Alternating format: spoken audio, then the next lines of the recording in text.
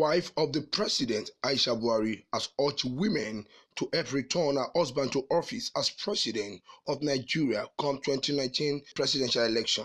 Aisha says this because the women participated in 2015 that made the current administration initiate social investment program for them. Aisha, the wife of the president, pleaded with the women in Nigeria to spread what she called the good news about the government. Aisha appealed to the women when she attended the National Women Leadership Summit organized by the political group Project 4+4 for Buhari and Osinbajo 2019 in Abuja. A statement issued by the Aisha Director of Information, Suleiman Haruna, as saying that the wife of the president observed that during the last election, women participated fully in the voting process and ensured that the APC was elected. She said this was the reason the administration of President Muhammadu Buhari initiated a social investment program targeted at the women and their children in order to engage them and reduce the level of poverty among them, asking them to spread what she called the good news of accomplishment of the current administration. Aisha noted that the women are being at the receiving end of the struggle of men, calling for 1 minute silence in honor of all soldiers that lost their life in the process of securing the country. She urged the government to release their entitlement.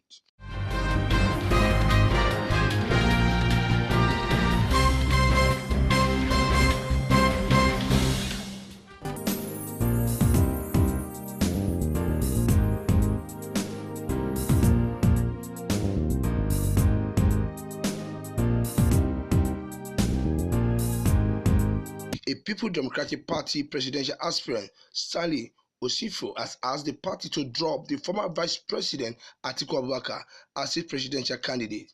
Osifo asked the opposition party to cancel the presidential primary and conduct a fresh one. He explained that his major grievances is that he was not allowed to participate in the primary for no reason after buying the form. Stanley Osifo, a People's Democratic Party 2019 presidential aspirant, has issued a 48-hour ultimatum to the party to cancel its presidential primary, calling for a new convention. Osifo also threatened to go to court if the party refused to revert to the status quo and cancel the primary that ushered in Atiku Abubakar as its flag bearer.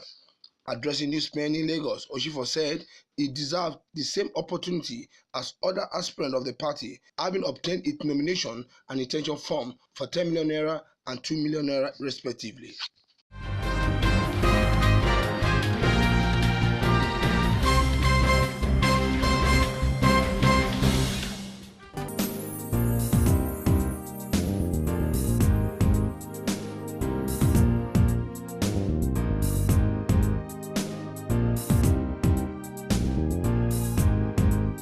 A former governor of Lagos State and the national leader of the All Progressive Congress APC, Bola Tinubu, has said re-electing President Muhammadu Buhari is a task that must be done. He urged Nigeria to prevent the People's Democratic Party and the presidential candidate Atiku Abubakar from coming back to power, having allegedly left the country in their 16 years reign.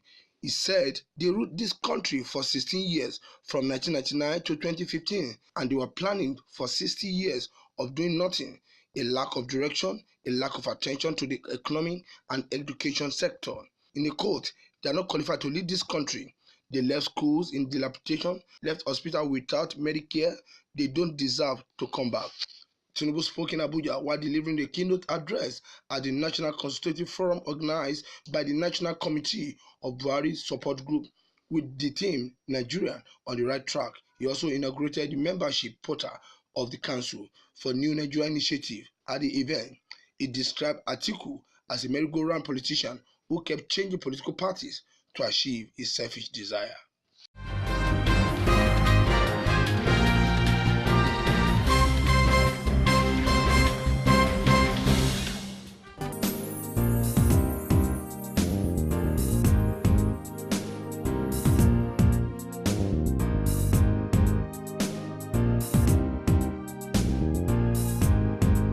Senate President Bukola Saraki has expressed solidarity with the staff of National Assembly in their protest over non-payment of outstanding salary and other entitlements.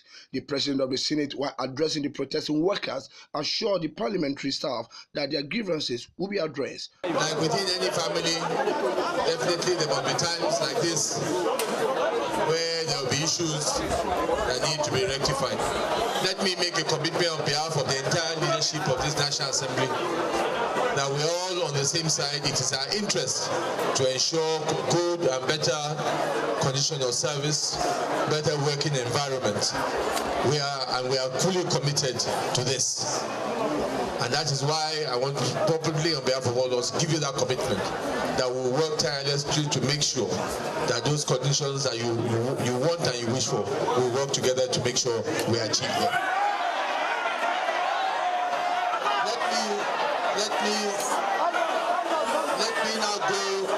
Let me now go into specifics. The issues that were briefed today by your leadership.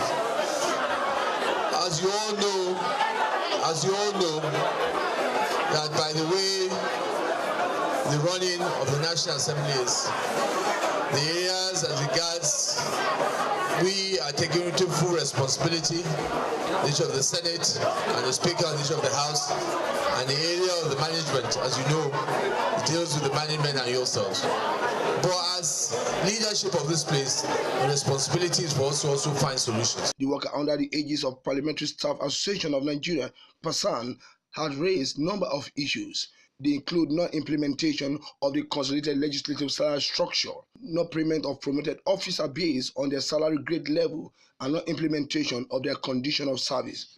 The majority leader of the Senate and House of Representatives, Senator Ahmed Lawal and Honorable Femi Gbajabiamila, also made similar appeal and assurance at the joint media briefing. Lawal said both chambers of National Assembly and agreed to pass the condition of service at the plenary as from Wednesday. We have resolved with the leadership of PASAN to look into all the issues they have raised, and all the issues they have raised are genuine and serious issues, and they are of concern to us. As leaders of the National Assembly, and indeed as members of the National Assembly, we are interested in seeing and having our staff that are very well trained, focused, and productive. And therefore, we identify with those issues raised by PASAN. Let me take some of the issues for comments.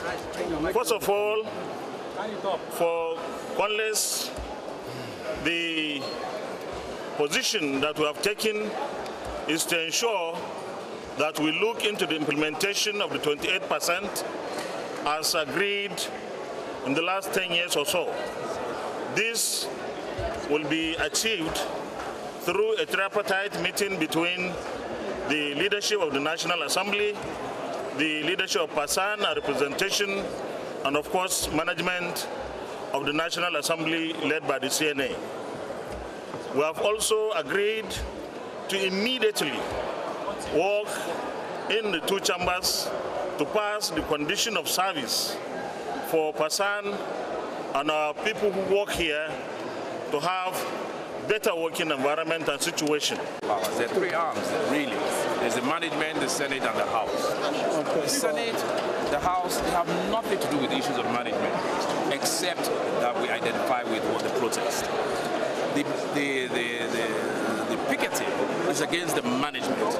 Unfortunately, the procedure, I think there's a slight procedural error, in stopping National Assembly members from going into the chambers. We have agreed now with the leadership.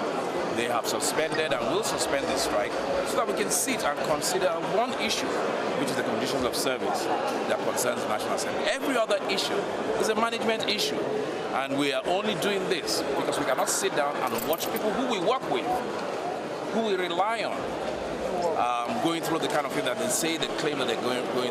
We will look into it and we will address this issue comprehensively and adequately. Responding to the reporter's question, which sought to know why it took leadership this long to act, Senator Ahmed Lawal explained that the protest was against the management and not the leadership of the assembly. From Abuja, Muyo Bamdele reporting.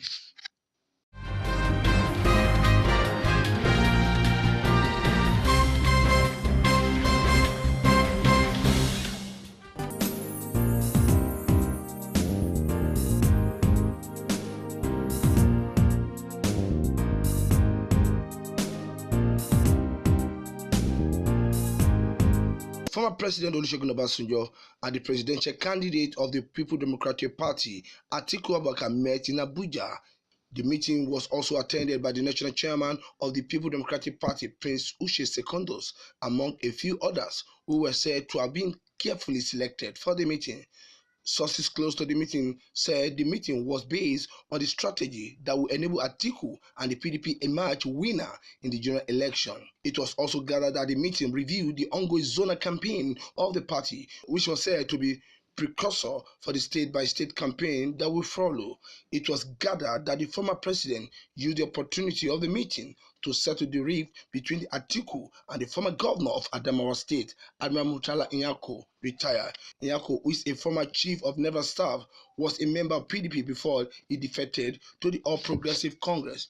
However, instead of returning to the PDP like Atiku after their disagreement with the national leadership of the ruling party, Nyako and his son, Senator Abdulaziz Nyako, joined the African Democratic Congress.